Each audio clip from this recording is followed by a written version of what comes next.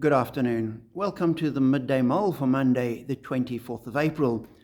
Following Robert Murray McShane's reading plan, today we move out of the book of Leviticus and begin reading Numbers, which begins, appropriately enough, with Moses taking a census of all the people of Israel.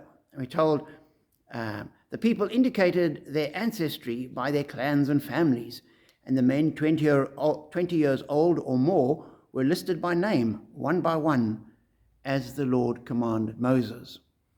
And so they list the number of people that could actually fight in an army, so they would know their military strength.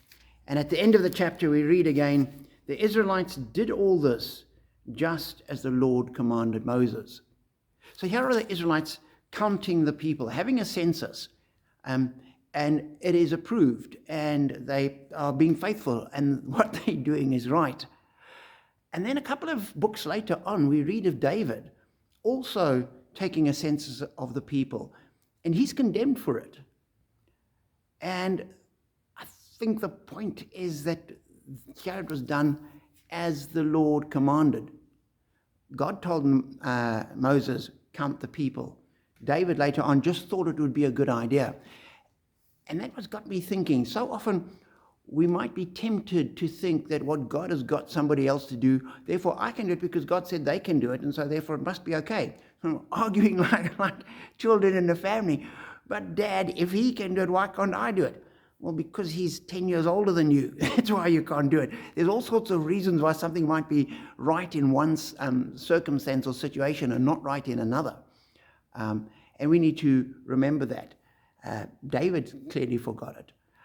And as we go through life, we need to be aligning ourselves and remembering that to do what God commands us to do, would always be doing the right thing. And so we need to hang on to that and be challenged by that and to obey, walk in obedience to what God says. Not what we think is a good idea, not what somebody else used to do or once did. We've got to look for ourselves, and we're answerable for ourselves in our situation to God and say, God, guide us that we will walk in obedience to you. As Samuel much later said to King Saul as he brought back a whole lot of animals to sacrifice to God, whereas God had told him not to take any captives or any plunder. And Samuel's response to him was, to obey is better than sacrifice. And we need to hang on to that. To obey is what we're called to do, as Moses did. They did it as the Lord commanded. So read the scriptures, ask God to show you his commands, his guidance, his plans, his purpose, and walk in that. That way we are blessed.